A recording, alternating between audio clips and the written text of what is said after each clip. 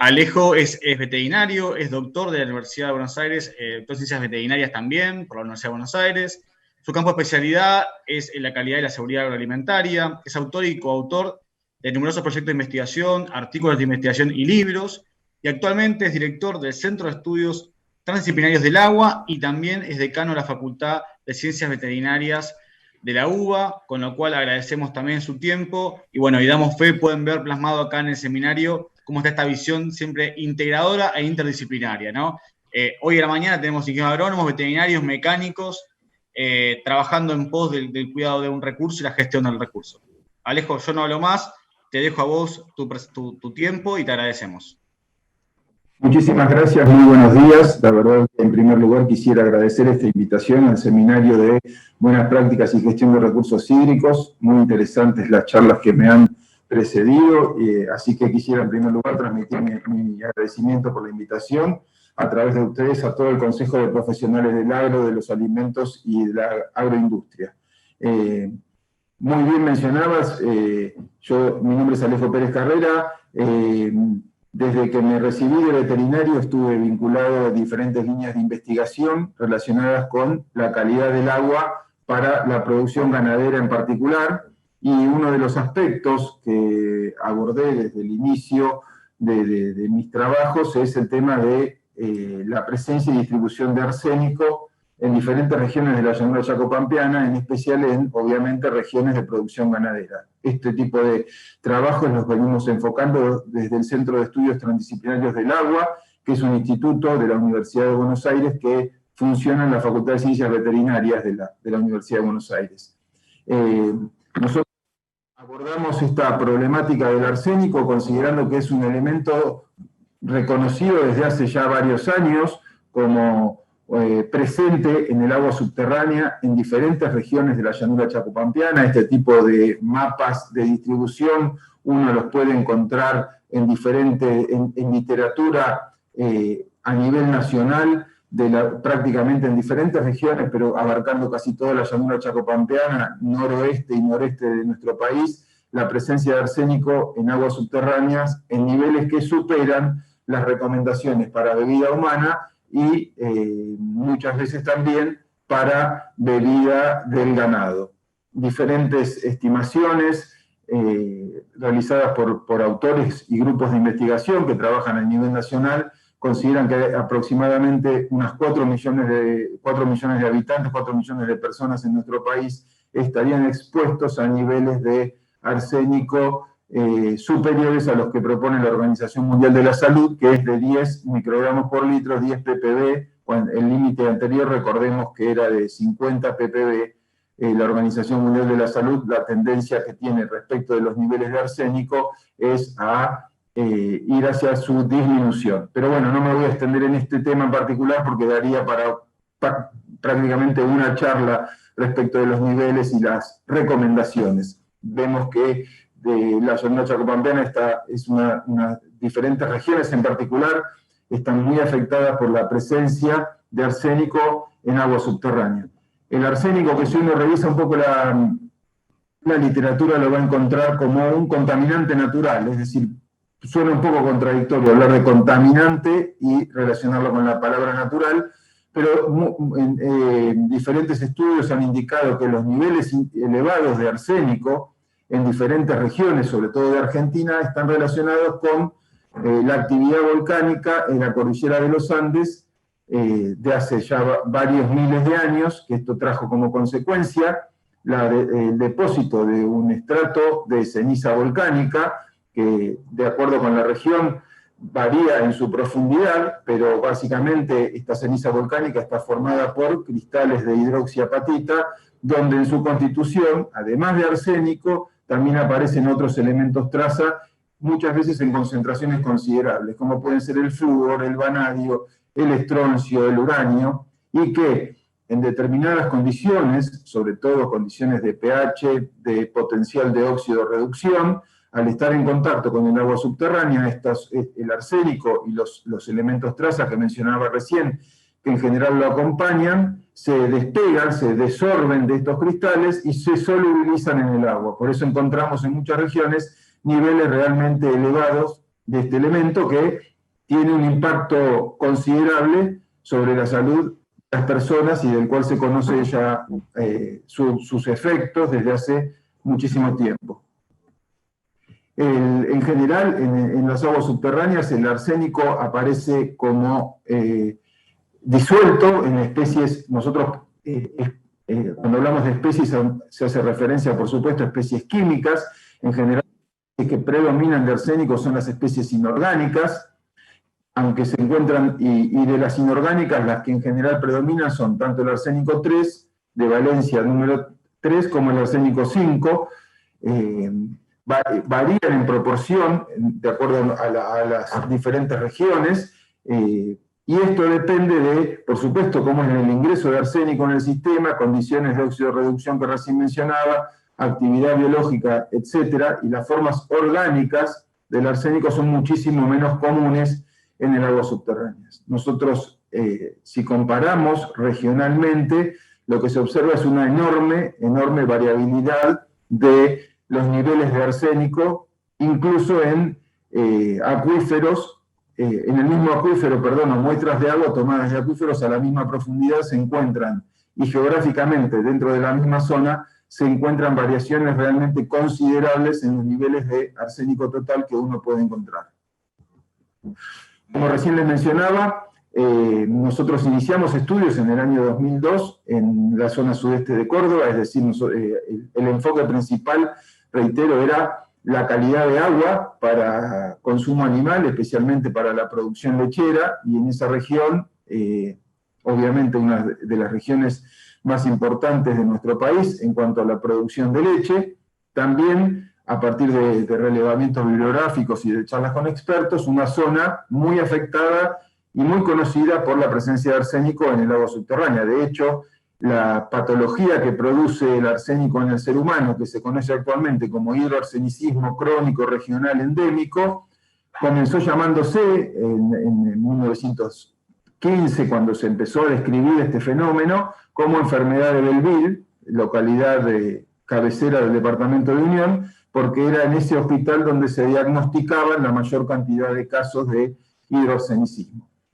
Por eso nuestra zona de estudio estuvo centrada en la zona sudeste de la provincia de Córdoba, en zona de producción lechera. Nosotros estudiamos ahí durante mucho tiempo diferentes tambos, diferentes sistemas de producción lechera. A modo de resumen, obviamente hicimos un análisis integral de la calidad del agua. Lo que puede verse aquí es un cuadro, una gráfica respecto de los niveles de arsénico en las muestras de agua provenientes de la capa freática. En esa zona, el agua subterránea, por lo menos en los tambos que venimos relevando desde hace muchísimo tiempo, como provisión de agua animal se utilizan perforaciones que vienen de la capa freática, de la primera, lo que se conoce como primera napa, o pozos semisurgentes. En el caso de la capa freática, acá puede verse la variabilidad que existe dentro de esa región respecto de los niveles de arsénico, y comparativamente lo que se ve en líneas verdes, tanto continuas como segmentadas y punteadas, son las diferentes recomendaciones que existen de la calidad de agua para bebida animal. Y vemos que muchas de las muestras, aún considerando las recomendaciones menos conservadoras, como por ejemplo la Ley de Residuos Peligrosos de nuestro país, propone un límite máximo de 500 microgramos por litro para agua de bebida de ganado. Recordemos que para las personas, la Organización Mundial de la Salud, como mencionaba hace un momento, propone un límite máximo de 10. Incluso con ese límite, muchas de las muestras se encuentran por encima de ese valor. Si consideramos límites más seguros o conservadores, como la Subsecretaría de Recursos Hídricos, que propone en un link que salió publicado en el año 2004 el límite de 67 microgramos por litro, o el National Research Council de Canadá de 50 microgramos por litro, prácticamente la totalidad de las muestras se encontraban, los niveles de arsénico total en esas muestras se encontraban por encima de los límites o de las recomendaciones para bebida del ganado. A esto se suma, y no lo voy a mostrar aquí por una cuestión de tiempo, otros parámetros que también tienen un serio impacto sobre la calidad del agua de bebida. Por ejemplo, los niveles de sales totales, niveles que pueden estar en 10, 12, 13 gramos de sal por litro, y dependiendo del tipo de sal, con el impacto sanitario que pueden tener, que es común, perdón, no es raro de escuchar cuando uno conversa con los productores, que cuando traen animales o mueven animales de otras regiones, al encontrarse con niveles de sal en el agua de bebida tan elevados, hay alguna, hasta primero, resistencia a beber el agua, o algunos cuadros gastrointestinales bastante marcados, con un posterior acostumbramiento de los animales. Y por supuesto la presencia de otros elementos traza, como el flúor y algunos otros que mencionaba recién, de los que se conoce poco su impacto, como el vanadio, el estroncio, me refiero a su impacto sobre la salud del ganado bovino. Nosotros analizamos la biotransferencia de arsénico a diferentes tejidos, por ejemplo, hígado, riñón, músculo, y vemos que en las zonas que aquí se encuentra marcado en color verde, son zonas sudeste de Córdoba, los niveles de arsénico total. En hígado, comparativamente con algunas muestras de la provincia de Buenos Aires que aparecen hacia la derecha de la gráfica en barras rojas, lo mismo que los niveles de arsénico total en riñón. Y vemos que existen diferencias significativas en cuanto a la distribución de arsénico total en hígado y riñón de los animales o de los rodeos provenientes de zona sudeste de Córdoba, zona arsenical, contra los que podemos encontrar en algunas regiones de la provincia de Buenos Aires. Con lo cual, estos niveles no son tóxicos de acuerdo a las recomendaciones de consumo de este tipo de tejidos, lo mismo que en el caso del músculo no encontramos niveles significativos de arsénico, es decir, no hay bioacumulación de este elemento en tejidos de consumo, pero sí estos niveles, si uno los compara con lo que aparecen en la literatura de niveles de arsénico en hígado y riñón de ganado bovino en otras regiones del mundo que están expuestos al arsénico, indican precisamente eso, exposición al arsénico. También analizamos los contenidos de arsénico en leche cruda, en leche en muestras, y otros elementos traza, ¿no? Por supuesto, pero quisiera destacar la biotransferencia del arsénico a leche. También encontramos que es baja. Si bien vimos hace unas diapositivas, los niveles en agua, que podrían, en algunos casos alcanzaron 2 o 3 ppm, miligramos por litro de arsénico, en leche los niveles de arsénico siempre fueron muy bajos, menos de 10 microgramos por litro, es decir, menos de 10 ppb. Esto lo que nos indica es que no existe una biotransferencia significativa hacia la leche bovina, lo mismo que ocurre en trabajos publicados en humanos. Tampoco en el humano la excreción de arsénico en leche resulta significativa, es decir, la leche no resulta una vía de excreción importante para el arsénico, con lo cual esto no existiría riesgo de consumo. Entonces, un poco a partir de esto que resumí como antecedente de manera muy, muy rápida y muy breve, nosotros avanzamos un poquito más hacia el análisis de diferentes tecnologías de remoción de arsénico en agua de bebida que podrían aplicarse para, de alguna forma, mejorar la calidad del agua que se ofrece al ganado, considerando que para la remoción de arsénico existen, o podemos clasificar las tecnologías existentes como convencionales, que se conocen y están ampliamente difundidas, como pueden ser los fenómenos de precipitación y coprecipitación, la coagulación y filtración, la absorción, el intercambio iónico, la ósmosis inversa, es decir, la absorción del arsénico sobre diferentes flóculos que luego se retiran del agua, o la filtración en diferentes membranas o resinas, y metodologías no convencionales, entre las cuales aparecen, por ejemplo, la fitorremediación, es decir, la remediación del arsénico, ya sea en agua o en suelo, a través del desarrollo de diferentes especies vegetales, y la biosorción, entre otras. En este caso, nosotros lo que hicimos fueron diferentes ensayos utilizando humedales construidos, estos humedales que se describen como superficies terrestres que están temporal o permanentemente inundadas y están reguladas por diferentes factores climáticos, con interrelación de seres vivos. Existen diferentes tipos de humedales, de flujo libre, de flujo subsuperficial, vertical, o de flujo subsuperficial horizontal, como aparecen graficados y esquematizados en esta diapositiva, es decir, diferentes modelos de humedales. Si uno releva la literatura, aparecen diferentes especies que se proponen como especies que permitirían el abatimiento de arsénico del agua. Acá resumo una breve lista de especies vegetales en general, especies acuáticas, obviamente, que se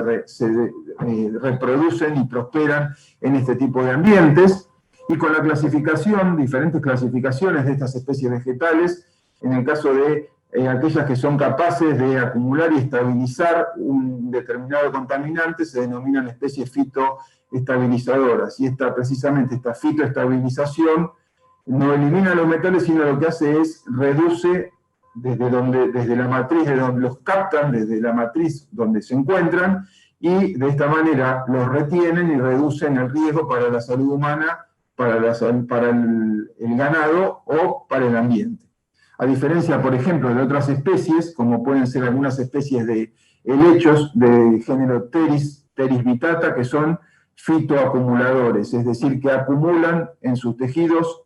niveles de arsénico en concentraciones mucho superiores en muchos órdenes respecto de lo que aparece, por ejemplo, en el suelo. En el caso de este tipo de especies, en general son especies, como recién mencionaba, fitoestabilizadoras. Hicimos diferentes ensayos. Primero hicimos experiencias, por supuesto, en macetas con diferentes especies. Una de las premisas en las que se basa este tipo de desarrollos es, por supuesto, que utilizar especies autóctonas, es decir, que no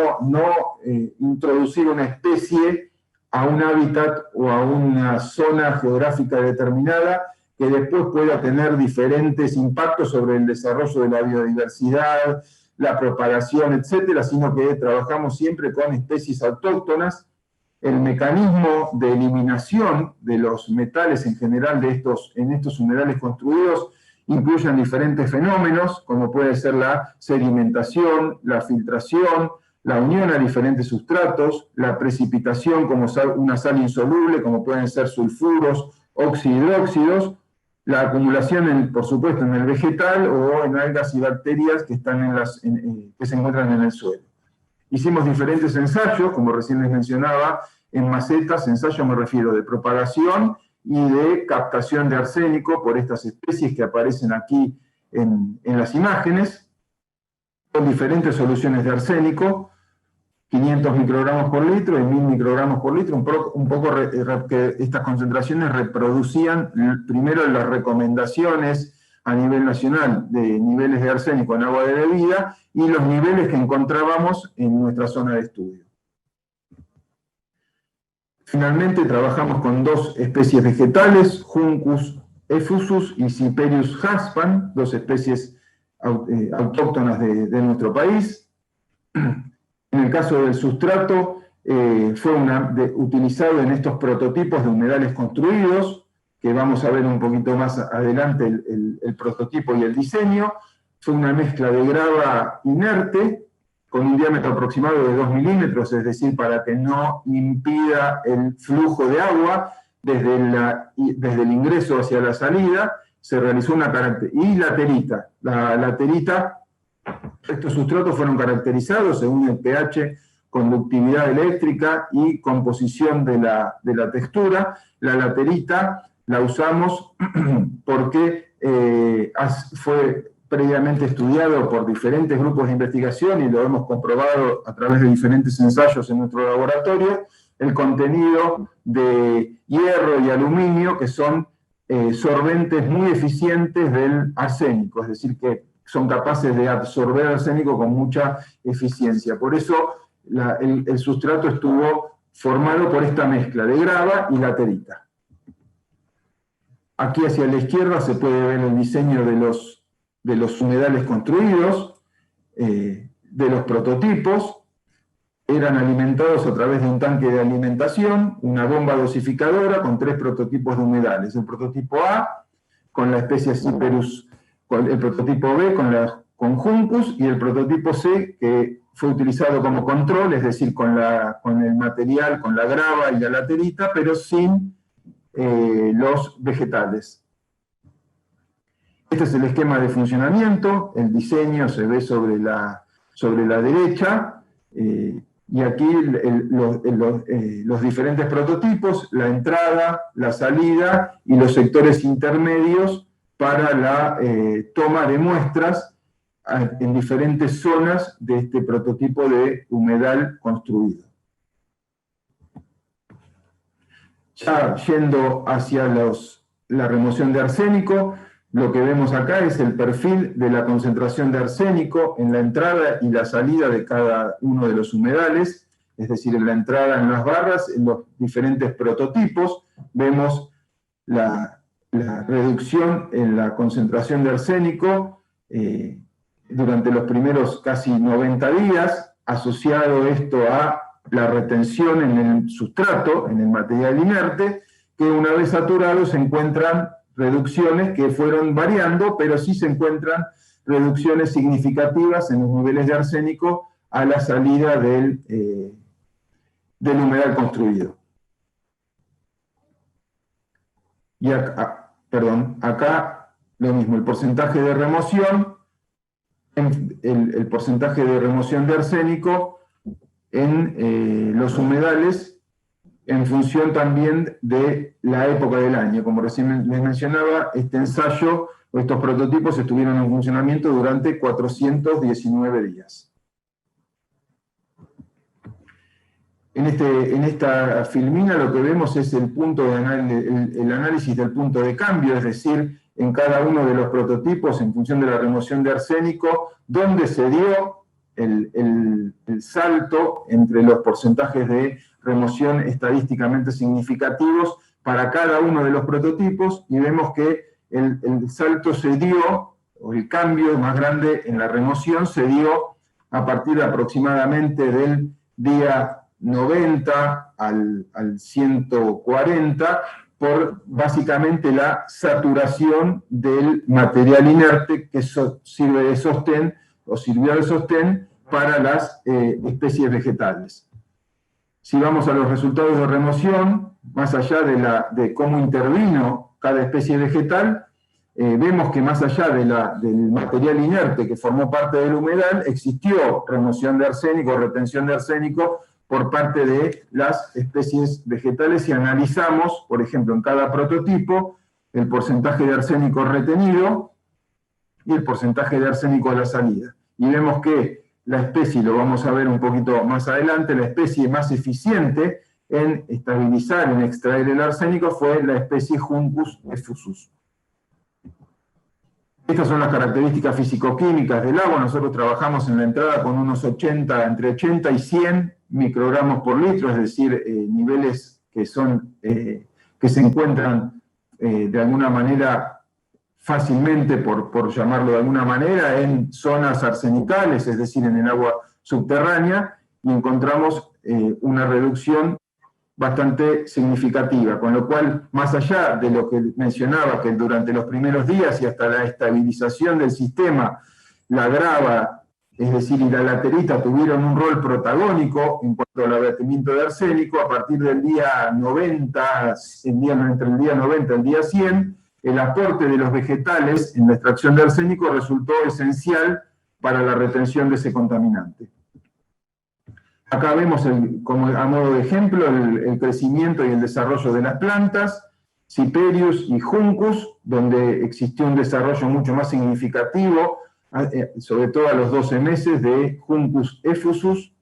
que fue, reitero, el más eficiente en la remoción de arsénico. Acá vemos en estas tablas los factores de bioacumulación y de translocación que fueron estudiados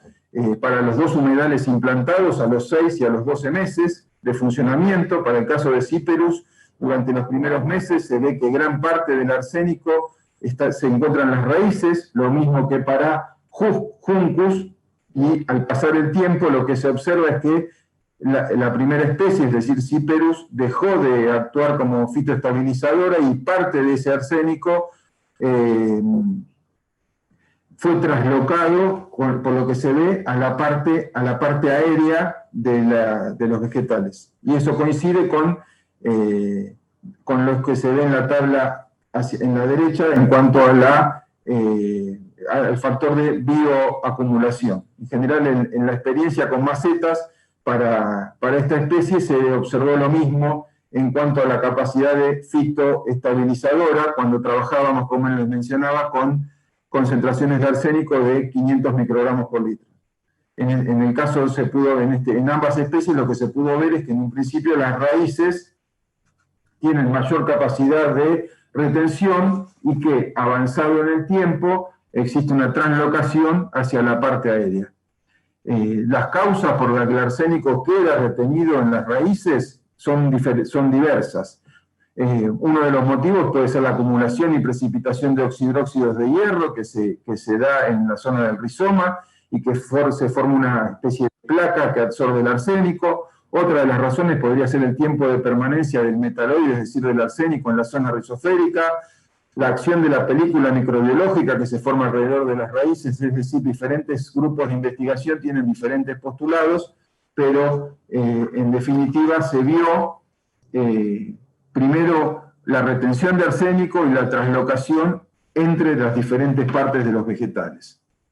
Por eso, para ir cerrando y a modo de conclusiones y de resumen, lo que pudimos observar es que, bueno, con el diseño de estos prototipos se observó remoción de arsénico eficiente, fundamentalmente con el humedal que tenía implantado la especie Juncus effusus, que alcanzó un límite máximo de 80% de retención de contaminantes, mientras que para Cyperus se logró un 40% de remoción de arsénico, por supuesto comparado con el control que retuvo un 35%. Por fuera, por supuesto, del periodo que mencionaba yo de estabilización, que fueron, para el caso de estos prototipos, los primeros 90 días. En el caso del prototipo con Juncus, se retuvo la mayor masa de arsénico en comparación con lo que se retuvo el control. En el caso también de Juncus, se vio que la retención fue entre 4 y 17 veces más alta en la raíz que en la parte aérea. Por lo tanto, esto indicaría que esta especie se comporta como una especie fitoestabilizadora. Esta especie creció, como vimos en una fotografía, en una diapositiva, en una filmina anterior, notablemente y se adaptó muy bien al ambiente de humedales construidos. Por eso podríamos considerar esta tecnología para la remoción de arsénico y, por supuesto, no dejar de considerar que estos tipos de humedales son, de alguna manera, una imitación de lo que ocurre muchas veces en el medio ambiente. Es decir, son amigables, por supuesto, con el ambiente, conviven en armonía con animales y plantas. No me quise extender, pero en estos mismos humedales, prototipos construidos muy pequeños, es decir, de unos 2 metros de largo por 1 metro y casi medio de alto, encontramos ranas, sapos, diferentes insectos que se crecieron y se desarrollaron en esos prototipos. Y en muchos lugares donde se aplica este tipo de tecnología, en muchas zonas, por ejemplo, de la Unión Europea o diferentes regiones, para tratar efluentes de tipo domiciliario, también se desarrollan especies que resultan agradables a la vista. Por supuesto, tienen estas ventajas, tienen ciertas desventajas, como por ejemplo requerir terrenos o superficies amplias para el tratamiento, por supuesto, obviamente dependiendo del volumen, pero han demostrado ser una tecnología que podría aplicarse en estos casos. Así que bueno, muchísimas gracias. Creo que pude ajustarme rápidamente al tiempo, así que por supuesto, tanto ahora, con el tiempo que nos quede, como posteriormente, les dejo mi correo electrónico. Estamos en contacto para establecer el diálogo y que consideren necesario. Muchas gracias, Alejo. La verdad que nos pareció muy innovador, muy rica tu presentación también. Y un tema con que hoy está muy en el tapete y está en cómo pudieron lograr este sistema natural a un objetivo concreto. Ahí tenemos una pregunta en cuanto a si hay se puede detectar algún signo, algún indicador en rodeos o en animales que estén en presencia, digamos, de suelos con arsénico o con agua, con base arsenical. Si se puede detectar en rodeos. Muy interesante la pregunta. Nosotros, la experiencia que tenemos de trabajo en esa zona, por lo menos en el estrato más, nosotros analizamos arsénico total en el estrato más superficial del suelo, me estoy refiriendo hasta una profundidad máxima de 50 centímetros, y en alfalfa. En el único cultivo que monitoreamos fue la alfalfa, que fue que por lo menos en los tambos que relevamos, el cultivo utilizado para alimentación animal. Los niveles que encontramos de arsénico en ese estrato más superficial no indican contaminación, fueron siempre niveles bajos, y por supuesto lo mismo en alfalfa, con lo cual la principal exposición vendría del agua de bebida. Más allá de eso,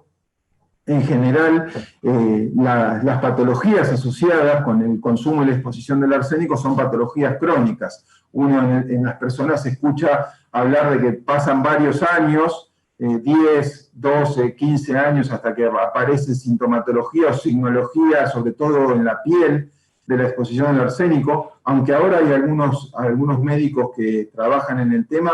que han encontrado signos en niños, es decir, a corta edad, con lo cual esta cronicidad de alguna forma está puesta en duda, pero en general son cuestiones crónicas que aparecen con cronicidad. En los rodeos, en general, bueno, los animales están menos tiempo, de que estos 15 años que yo mencionaba, y en la literatura nosotros no observamos a campo, a simple vista, signología o patologías asociadas en el ganado, ¿no? Que pueden estar asociadas indudablemente a la exposición al arsénico, pero en la literatura, si uno releva un poco de literatura respecto al tema, diferentes autores mencionan problemas gastrointestinales, diarreas, es decir, ninguna sintomatología o signología que sea patognomónica, es decir, que realmente indique que esa enfermedad o esa manifestación clínica está asociada en el animal al arsénico.